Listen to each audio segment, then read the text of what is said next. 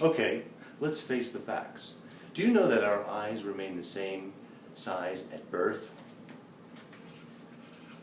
And our noses and ears never stop growing.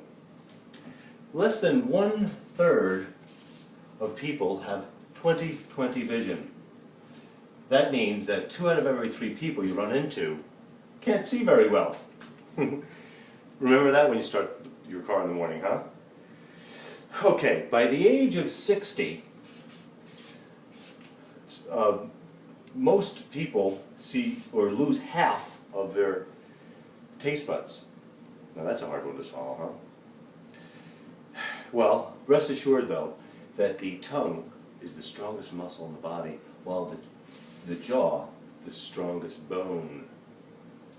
Staying on muscle, 43 muscles in the face. Now, it takes only 5 of those 43 to sense even a semblance of an emotion, so keep that in mind for those of you who play poker. Good luck with that anyway. More importantly, it takes 17 muscles to smile, and all 43 to frown, so stay happy. It's easier.